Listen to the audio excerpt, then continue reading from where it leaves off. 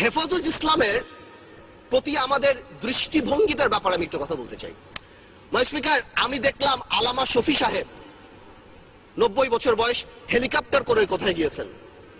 বড় নিউজ পেপারে চলে আসলো আলামা শফি সাহেব হেলিকপ্টারে গিয়েছেন। কোথায় টাকা পেল? আমাদের তোফায়েল আহমেদ সাহেব গত 4 বছরে 40 বার ভোলাতে হেলিকপ্টারে গিয়েছেন। এই ব্যাপারে কিন্তু কেউ প্রশ্ন করলেন না।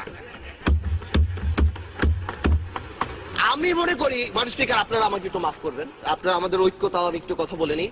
মাননীয় স্পিকার, গত 30 বছর গণতন্ত্রের নামে ক্ষমতার লড়াইয়ে আমরা যেই পরিমাণ গাড়ি ভেঙেছি, আপনারা যেই পরিমাণ গাড়ি ভেঙেছেন, 1 বছরে জাপান এত গাড়ি বানায় না। যত সরকারি সম্পত্তি আমরা আপনারা নষ্ট করেছি, ওই দিয়ে 2টা পদ্মা ব্রিজ বানানো যেত। আমরা যদি বাংলাদেশ জিন্দাবাদ বলে গাড়ি ভাঙি, সেটা সহিংস আন্দোলন। আপনারা জয় বাংলা বলে গাড়ি ভাঙলে সহিংস আন্দোলন। আল্লাহু আকবার বলে হেফাজত যদি গাড়ি ভাঙে, তাহলে তারা জঙ্গি হয়ে যায়। এইটা কি ধরনের কথা? মাননীয় স্পিকার, জঙ্গি কেন বলছি? জঙ্গি is a very dangerous term. আমরা যখন এখানে লোকাল পলিটিক্সের জন্য জঙ্গি বলি, বিদেশে আমাদের ভাবমূর্তি সাংঘাতিক ভাবে নষ্ট হয়। আওয়ামী লীগ সরকারই তো সবচেয়ে বেশি ক্রেডিট নেয় যে আমরা জঙ্গি থামিয়ে দিয়েছি। আওয়ামী লীগ সরকারই যদি সবচেয়ে বেশি জঙ্গি বেড়ে যায়, তাহলে আওয়ামী লীগের রেপুটেশন প্রবলেম।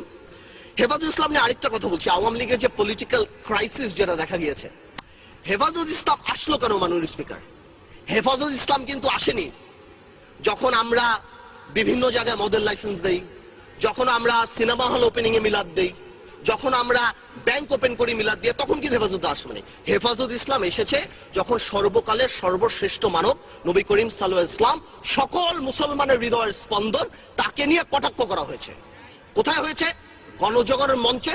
আমি পার্টিকুলার বলছি, কিছু অ্যান্টি ইসলাম ব্লগার, নাস্তিক হতেই পারে, এটা যার গণতান্ত্রিক ব্যাপার, কিন্তু অ্যান্টি ইসলাম কিছু ব্লগার সেই সময়টা বিচার করলেই তো পারত। সেই সময় বিচার করেনি কেন?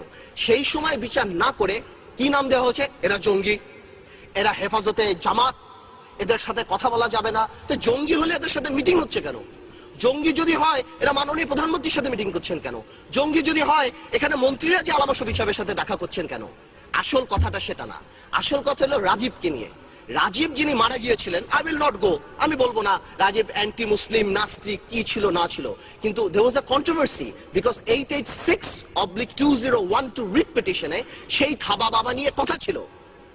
আমার দেশের মাহমুদুর রহমান সাহেবকে অ্যারেস্ট করা হয়েছে, যদি কি কারণে অ্যারেস্ট করা হয়েছে সেটা আমি পরে আসছি, বাট এটাকে তো কেউ কোনোদিন মানা করেনি যে না এটা মিথ্যা কথা। হ্যাঁ, সরকারের তরফ থেকে অনেকে মিডিয়াতে বলেছেন যে না, কি করা হয়েছে, এটাকে নতুন করে বানানো হয়েছে, এটা আসলে এরকম ছিল না।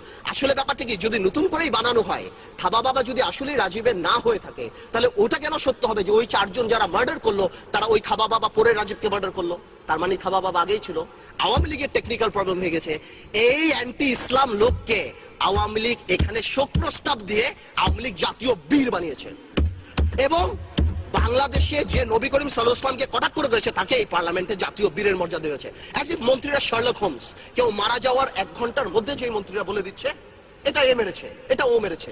তো জামাত ইসলামী যে খুব, শিবির যে খুব ভালো, আমি তা বলছি না, কিন্তু শিবির যদি মেরে থাকে, আমার কথা চলো, এবং এতে যদি জামাত ইসলামী রাজনীতি না করতে পারে, তাহলে বিশ্বজিৎ মারা যাওয়ার পর ছাত্রলীগ কিভাবে রাজনীতি করে বাংলাদেশে? আমার প্রশ্ন সেটা।